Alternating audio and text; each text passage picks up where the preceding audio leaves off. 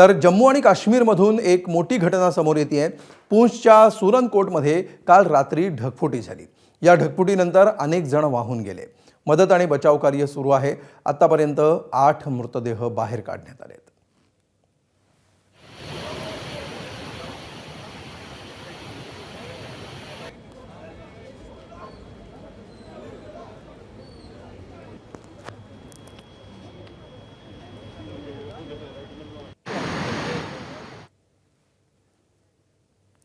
तर काल रात्री उशिरा झालेल्या पावसामुळे उत्तर काशीतील यमुनोत्री महामार्ग पुन्हा वाहतुकीसाठी बंद करण्यात आला।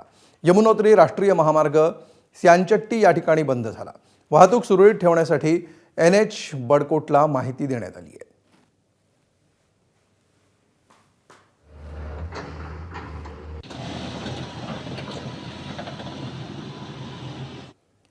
तर खराब हवामानाच्या अंदाजामुळे अमरनाथ आणि वैष्णोदेवी यात्रा तात्पुरत्या स्वरूपामध्ये स्थगित करण्यात आली आहे। भाविकांची सुरक्षा लक्षात घेऊन प्रशासनाने यात्रा स्थगित करण्याचा निर्णय घेतलाय। आजपासून पहलगाम आणि बालटाल या दोन्ही मार्गांवरून अमरनाथ यात्रा तात्पुरती स्थगित केली आहे। सध्या कोणत्याही यात्रेकरूंना बेस कॅम्पच्या पुढे जाण्याची परवानगी दिली जात नाहीये। हवामान आणि मार्गांचं पुनर्मूल्यांकन केल्यानंतरच यात्रा पुन्हा सुरू करण्याबाबत निर्णय घेतला जाईल।